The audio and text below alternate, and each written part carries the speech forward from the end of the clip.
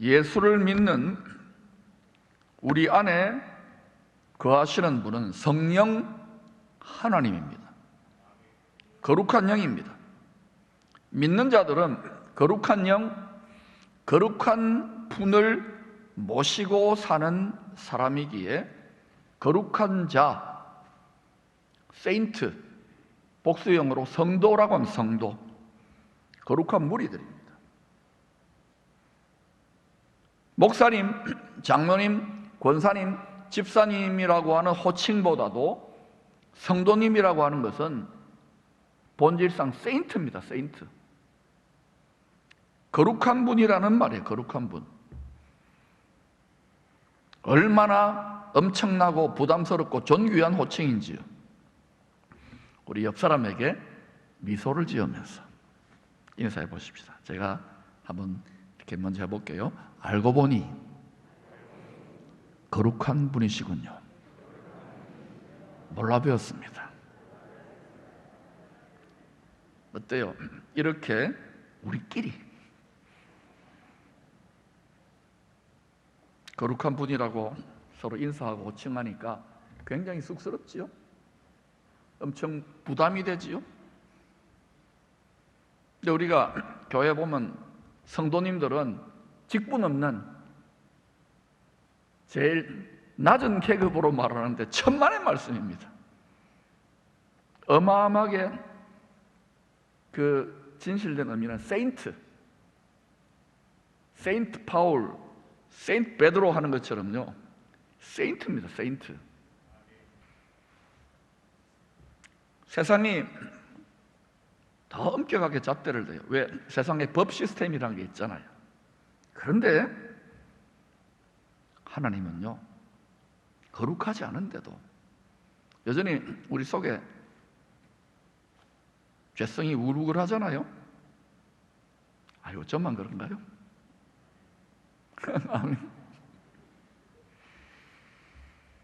그런데 예수 그리스도의 십자가의 은혜로 의로우신 재판장이 너희들 거룩해, 너희들 죄 없어, 너희들 무죄야, 정죄하지 않는다, 이렇게 판결 내리신 거예요. 최고 재판장이 그렇게 판결을 내렸습니다. 가장 지혜로우신 분이. 사람이 시비 걸 수 없어요.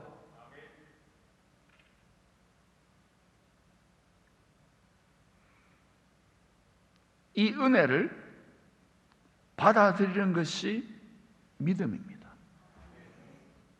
그래서 Amazing Grace예요. 어마어마한 은혜입니다. 어마어마한 은혜. 그러나 이 은혜의 때가 끝날 때가 있습니다. 은혜 받을 만한 때가 있어요. 그 때가 딱 지나면은 심판의 때가 있습니다. 분명히 성경은 심판이 있다고 합니다.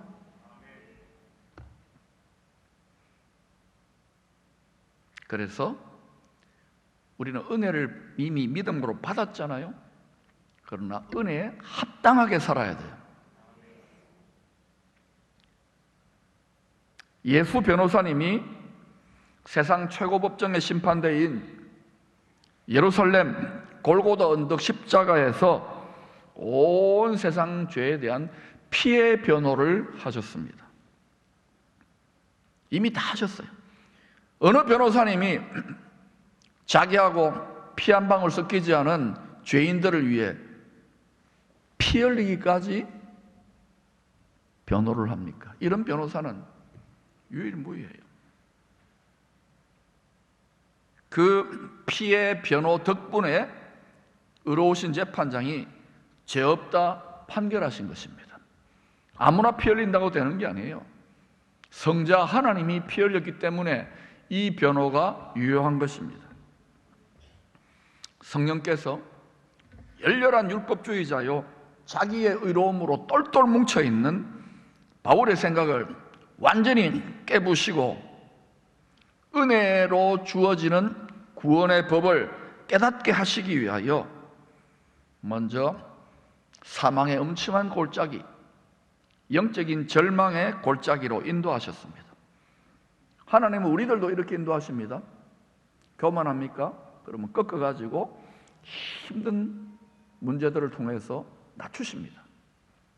말로 가르침으로 되는 게 아니에요. 이거는 바울도 이 비참한 자신의 어둠과 혼란의 영혼의 골짜기에서 목마른 사슴처럼 하나님의 은혜를 간절히 찾고 또 찾았습니다. 오라 나는 권고한 사람이로다. 이 사망의 몸에서 누가 나를 건져내라. 그렇게 잘 믿는다고 자부했던 바울이, 그러나 때가 되자 하나님의 놀라운 지혜 속에 그리스도의 영광의 복음의 광채가 그 어두운 심령, 혼란스러운 심령에 비치게 됩니다. 이때 바울이 얼마나 감격했을까요? 여러분이 지금 이것만 사라지면 좋겠다는 그 속에, 그게 사라지는 게 중요한 게 아니에요. 이 빛을 봐야 돼요. 이 하나님 뜻을 깨달아야 돼요. 믿음이 자라야 돼요.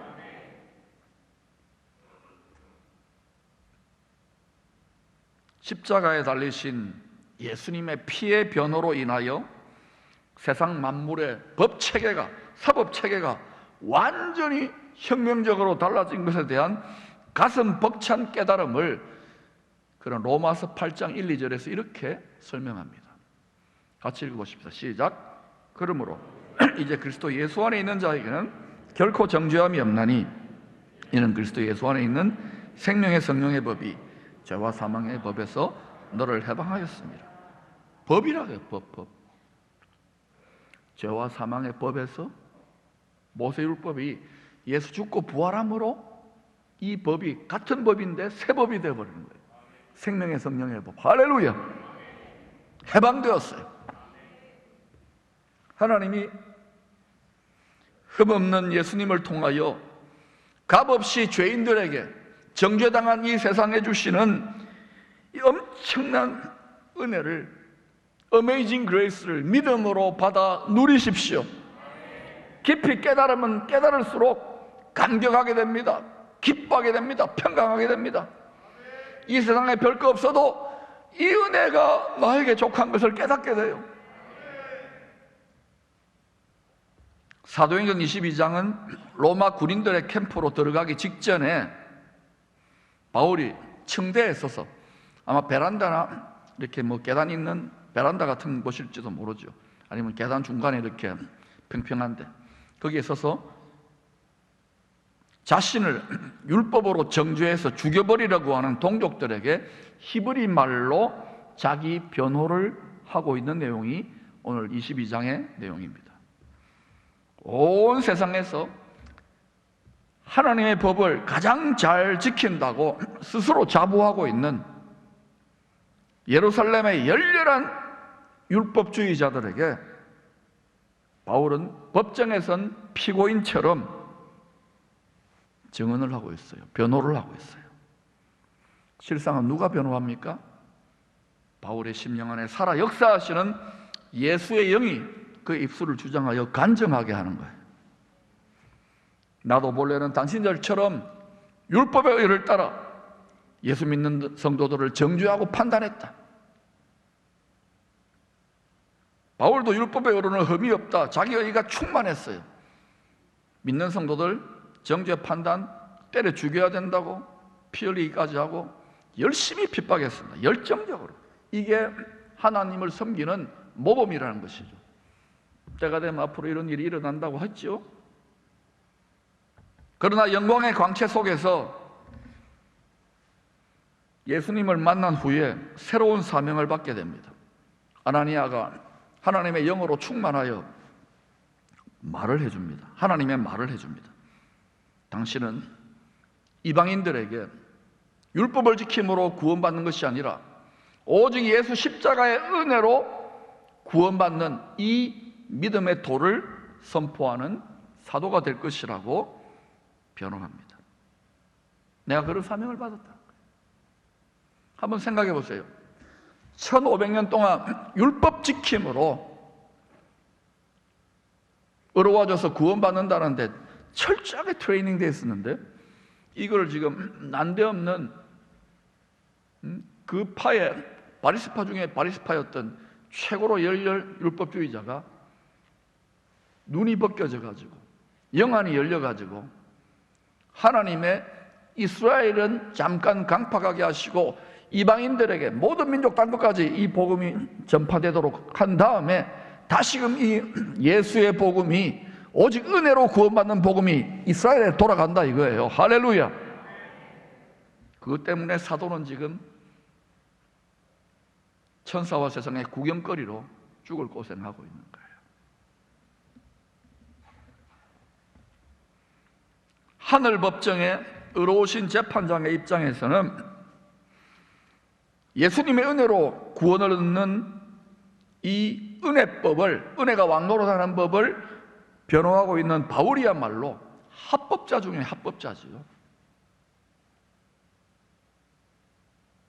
그러나 자칭 온 세상에서 하나님의 법을 가장 잘 지킨다고, 자기들이 제일 잘 믿는다고 자부하던 유대 율법주의자들에게 바울은요 어떻게 비쳤느냐?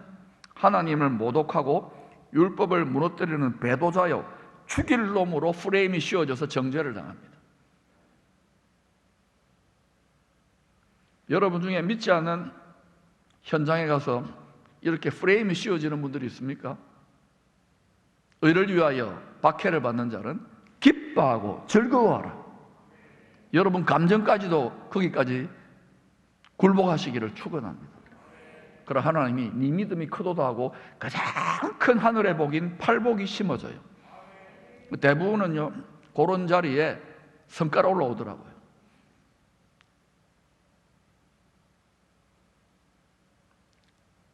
우리 성도들은 저와 함께 이 부분까지 훈련되어지기를 축복합니다.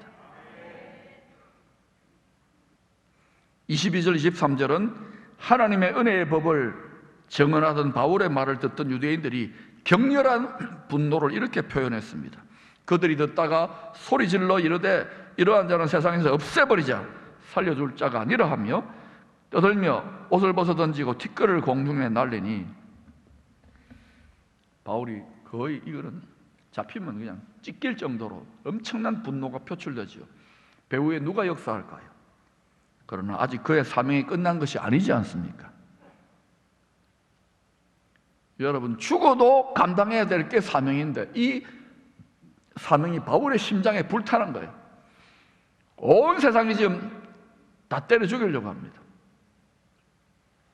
자기 동족 유대인들도, 자기가 복음 전하는 헬라인들도, 로마 당국도 이제 그렇게 될 거예요. 그런데도 바울은 감당해야 된다. 이런 심장을 가진 사람은 진짜 사명자입니다. 그리고 하나님은 일부러 이런 사명자에게는 이와 같이 도저히 이해 못하는 고통과 고난을 더 많이 안기십니다. 그런데도 바울은 기뻐했어요. 평강했어요. 담대했어요. 왜냐고요? 자기는 로마 황제 앞에 반드시 서야 된다는 것을 확신하고 알았어요. 그렇게 주님을 신뢰했어요. 자기 안 죽는다, 좀 얻어맞아도 죽지 않는다는 걸 확신했어요. 그래서 바울은요 담대하고 평강하게, 뒤에는 애국 군대가 쫓아오고 앞에는 홍해 바다가 넘실대지만은도 바울아, 아니지 모세야, 홍해 바다를 향하여 권능의 지팡이를 한번 들고 명령하라. 모세가 뭐라고 했을까요? 열려라 참깨 홍해 이랬습니다. 확 열려버리잖아요. 그 담대한 평안을 가져야 이 시대에 지도자가 될 수 있고 사명자가 될 수 있고 복음 전파자가 될 수 있고, 그 심령으로 지도자들과 성도들이 무장해야 이 민족의 돌파구를 열 수 있다고 믿습니다.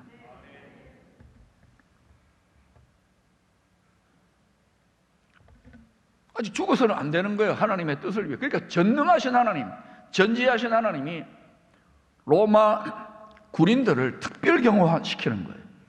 죽으면 안 되잖아요. 언제 죽느냐고요? 사명을 딱 감당하고 난 다음에 죽어요.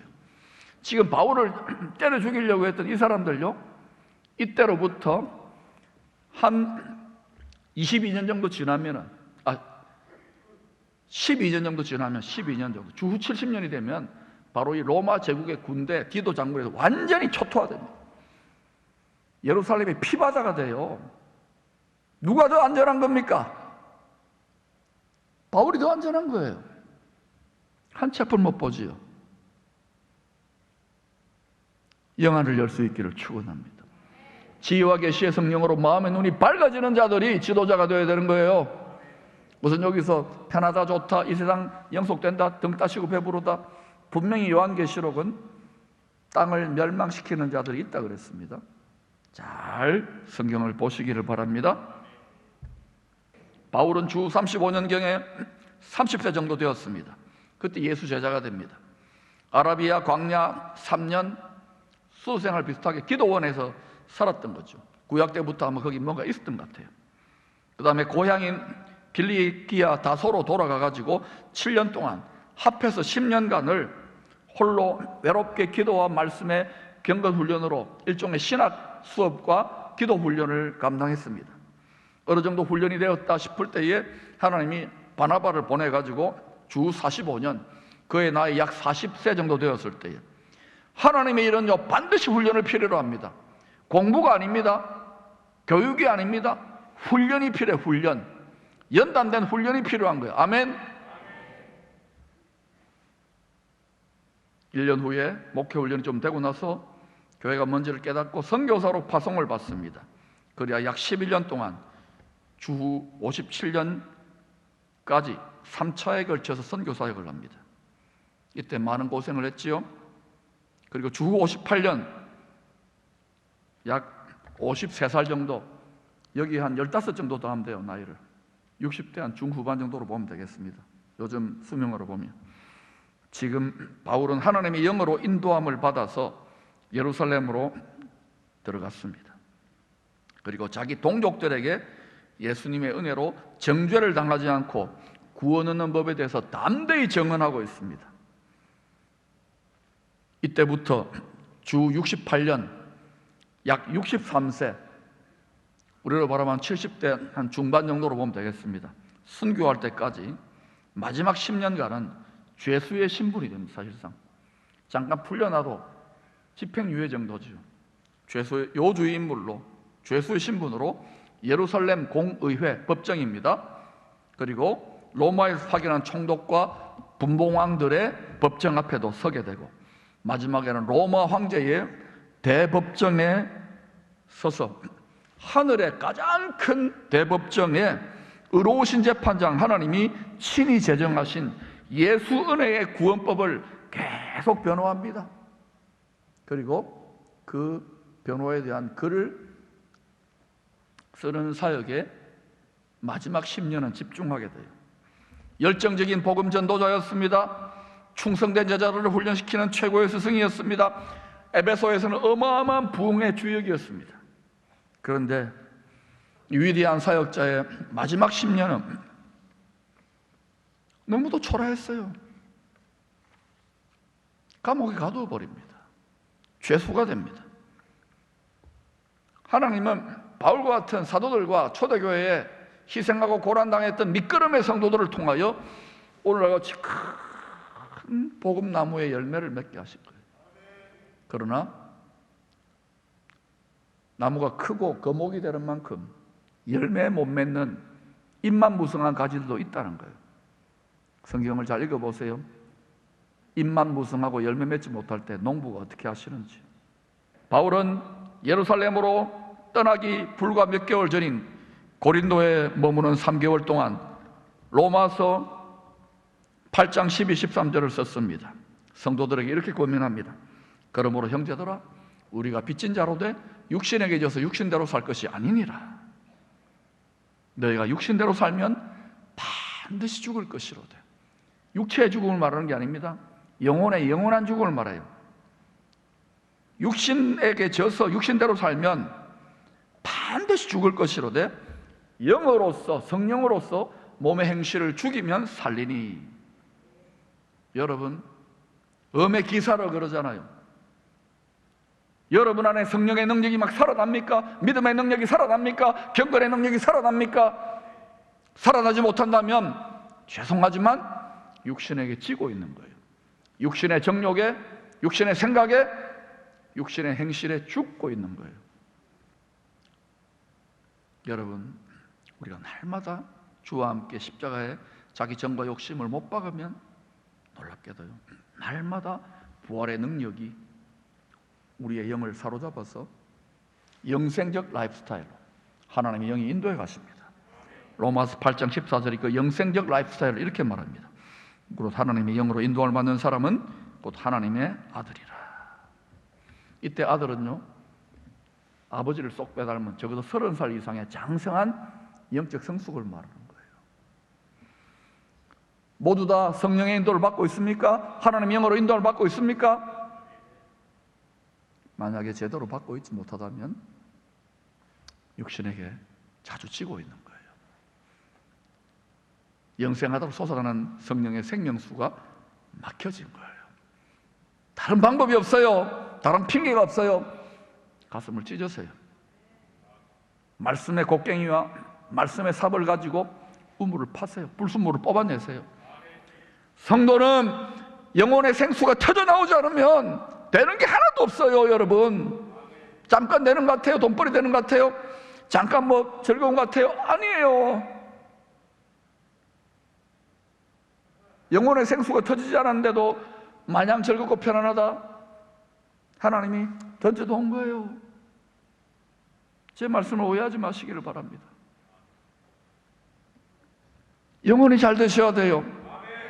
여러분의 영혼의 깊은 곳으로부터 영생하도록 솟아나는 샘물이 터져 나와야 돼요. 여러분, 만약 우리가 육신의 정욕, 육신의 생각, 육신의 행실을 날마다 십자가에 죽이겠다고 결단을 하잖아요. 그러면요, 사단도 굳게 결단합니다. 그래? 니 해봐. 니 지금까지 쓰러졌잖아. 지금까지 졌잖아. 그리고 우리 육신을 충동합니다. 육신의 정욕을 충동하고 안목의 정욕을 충동하고 온갖 이생의 자랑으로 또는 이런저런 애꿎은 고생으로 계속해서 타협하고 주저앉게 만듭니다. 그렇게 주저앉은 그리스도의 군사들 중에 패잔병들이 얼마나 많습니까?